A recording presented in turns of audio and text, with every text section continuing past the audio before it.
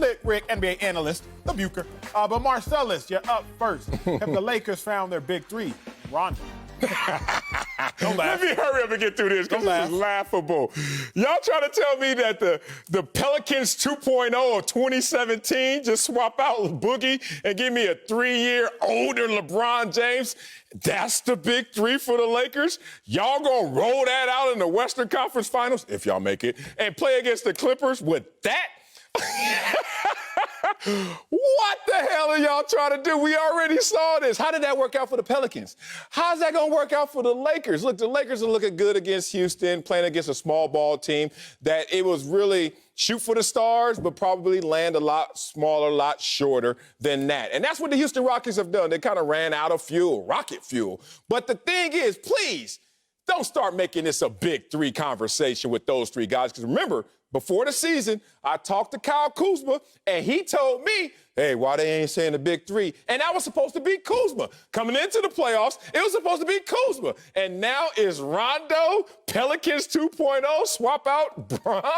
Come on, man, that ain't gonna work. Marcellus, you've done a lot of that ain't it. disrespectful things. You've said a lot of hurtful words to me over the 2-3 months that we've done this show together. Oh, really? Don't ever say nothing as disrespectful as comparing LeBron James to Boogie Cousins a day in your life. But the LeBron James could be 70 years old, and I don't want you to fix your lips to compare LeBron to Boogie, but I'm not going to get distracted by your offensiveness. I'm going to focus on my point. Let me calm down. Okay. They have found their big three. And they found their big three because the third person in LeBron's big three is never needed to be a killer. Let's go back to Miami Heat. Let's talk about Chris Bosh. The big two, you had Bron, you had D-Wade. But Bosh, in their finals wins, he only averaged, 14-9 in 2012. Then 2013 finals, he only averaged 11-9. So it's not as if Bosh was giving you 25, 15, and 5. We don't need that third person to be an assassin. Okay, fast forward, 2016 finals, last time LeBron won himself a chip. Kevin Love, he was the third person. You had Bron, you had Kyrie, and you had K-Love. Love only averaged 8 and 7. That third person doesn't need to be a killer. That third person needs to be serviceable and have the ability to be lethal for small moments and chunks at a time, or have the ability to be consistently good throughout the course of the game. Rondo, since he's been back, 3 games ago after he brushed off the dirt on his shoulders. You don't want to count that first one? Chill out. 3 games ago, he gave you 10 and 9, plus 28. And then 2 games ago, he gave you 21 and 9. Oh. Then last game, he basically gave you a triple-double, 11, 10, and 8. The third person, Marcellus, has never needed to be some sort of killer. Third person doesn't need to give you 30 points. The third person needs to give you valuable and consistent minutes. That's exactly what Rondo has done. So I see that you're speaking out a little bit of your fear. You know, you're worried, a little trepidatious that your Clippers are in danger. But more than anything, more than even this topic, just don't ever disrespect LeBron, King James, again. Slick. The Lakers have found, that was a lot of words, Acho, to squeeze out of a 3-game sample size against a Houston Rockets team that has not done a whole lot as far as effort and energy is concerned.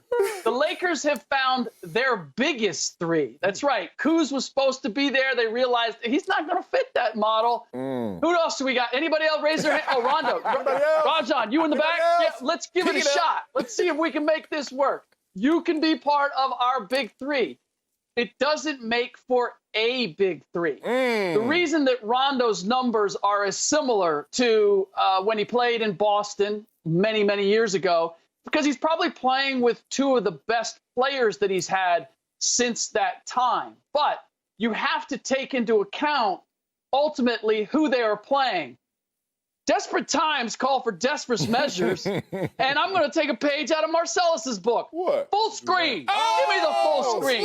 Because if we're talking about a big three, we're not talking about a big three against the Houston Rockets. We're talking about a big three that can get you to the NBA Finals. Let's just take a look at the difference between Rajon Rondo playing against the Los Angeles Clippers, who have multiple individual defenders and much more length and size, versus what he's done against the Houston Rockets. And now that you've given me the full screen, we can go back to playing the highlights of Rondo against Houston, because if you'll note, there is yards of space between him and anybody else when he's shooting the ball. Rondo's good enough. Oh, look at that. You know what? Oh, free lane. Give it to me. Rondo can do that against the Houston Rockets team.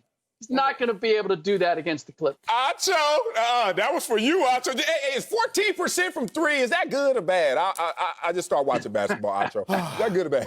I assume my printout of this full screen is in black and white to remind us how dated the statistics on the paper that boy is are. talented. You telling me about old news, Slick? That's why I don't read old news, because you can't garner a lot of information, Slickety-rickety, Slick, I got you. from old news. Remember, Slick, of all the players in the bubble, who has the freshest legs? That's Rondo. How?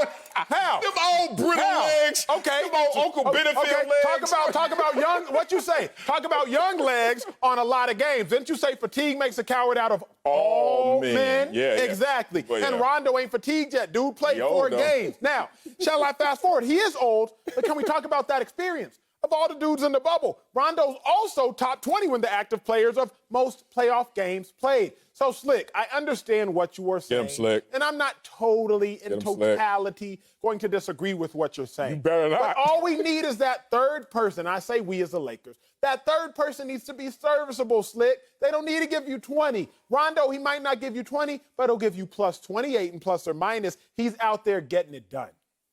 By the way, Lemon Pepper Lou and Montrez, we're going to talk to you about fresh legs and not having expended themselves. Those two guys seem to be just rounding into form at this point, and they weren't playing from the start.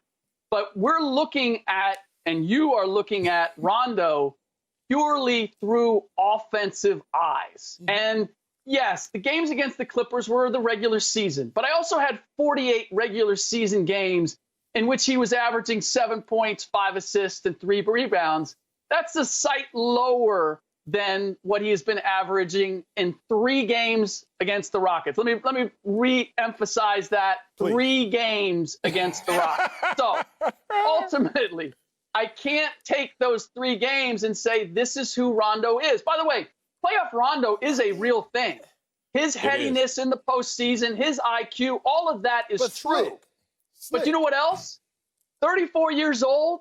Let's see him try to defend the multiple attacking players that the Clippers have. He doesn't have to do a whole lot of work at that end. He can gamble against the Rockets. Throw the towel, Acho. Throw the towel. Here's why I disagree with y'all, because we're talking about minimal data as if it's not serviceable, right? Well, Rondo's only played 4 games. He's only contributed in 3. Remember, the Lakers only have to win, if my math is right, 9 more games to be NBA champions. So even if Rondo just catches lightning in a bottle for 9 games, that's all the Lakers have to win to be champions. So, Slick, I don't need another 80, 90, 100 game, 82 game sample size. If Rondo just keeps up what we've seen the last 3 games for only 9 more winning performances, that's all they need. And that would be what? That would be 14 games. How many playoff games has Rondo played in any postseason since his Boston days some 7-8 years ago? Oh. He's only played the max a total of 9 in any one postseason. And those 9 after the first round weren't very good against Golden State. So the idea that he's going to be able to maintain this, that he's even going to stay healthy for 14, 15 games, is a roll of the dice. Yeah, man. Let me just button this up with some numbers, talking about why the Clippers have a better offense. The Clippers have a better defense in terms of points per game. Number 1, Clippers. Field goal percentage, 49.6, Clippers. And we're not even talking about we got a big 3 over there, but the Lakers are. Jamal Murray, hottest player on the planet in the bubble, went from 31 points a game to 17. That's Jamal Murray. Send us Rondo, please. But Acho doesn't like old news, but, you know, I'm a historian. I love old news. Let's look at an old photo of a younger Rondo, a younger AD, and a healthy Boogie. How did that turn out? So now you're going to make 2 of those guys older, even though one's still in their prime, and swap out Bron and not call that a big 3, Acho. You shouldn't. Just say that's the best we could come up with. Comparing Boogie to LeBron. This man, y'all do the show without me. He comparing Boogie to LeBron.